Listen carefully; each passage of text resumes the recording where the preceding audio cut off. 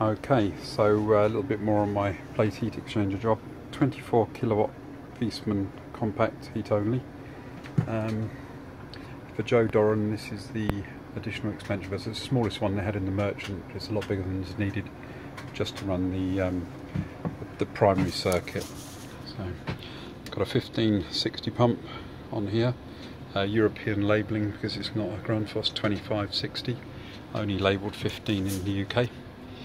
Have my heat exchanger, which is now plumbed up the right way round. I plumbed this is the third time I plumbed it, to make a confession. Kept making silly mistakes and plumbing it up the wrong way, but it's finally around the right way. Bit of a spaghetti junction.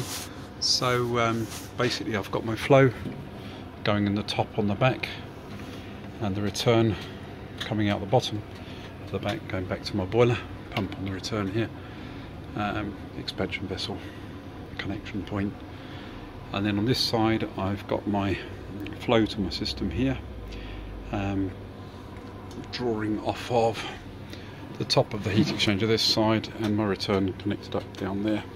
So that's actually set up co-current, and the point of co-current flow is that the hottest point coming in features on the flow going in actually corresponds with the flow coming out, so there's the smallest gap in temperature between the two flows. Now I've done lots and lots of work on calculating these plates, and I'm a little bit disappointed with my results. Something's not quite right. I'm getting 11.8 on here. This is 24, running at 24 kilowatts. I haven't gas rated the boiler, so I don't actually know it's running at 24, but I'm assuming it's okay. But so 11.8, I shouldn't be getting that number, I should be getting around 5. So I'm a little bit disappointed with that, and obviously I need to learn a little bit more about the sizing, but if you think about it, what it means is that plate heat exchanger, which is massive, is not big enough. Still not big enough, and get to a point where you kind of think, well, this has got to be just a move for very, very specific fixes, because you can't go around putting in heat exchangers the same size of the boiler trying to get this DT down.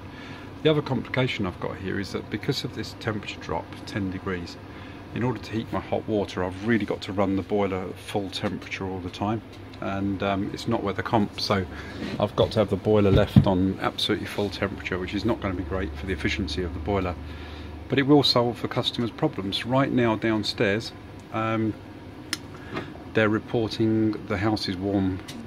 The radiators are warm, sorry, for the first time ever, and we've got the index circuit working. So the hydraulic separation side has worked really, really well, but the distortion across the plate heat exchanger is too big, and it'll be okay, but it's not perfect. I would have really, really preferred to have got my 5 degrees that I'd thought I'd got the calculations for. So it's back to the drawing boards with theory. Practice is looking a little bit more tricky, but the basic principles are good. Hydraulic separation, say, good. Distortion factor a little bit too high, but a happy customer all the same. I'm a little bit disappointed, but hey.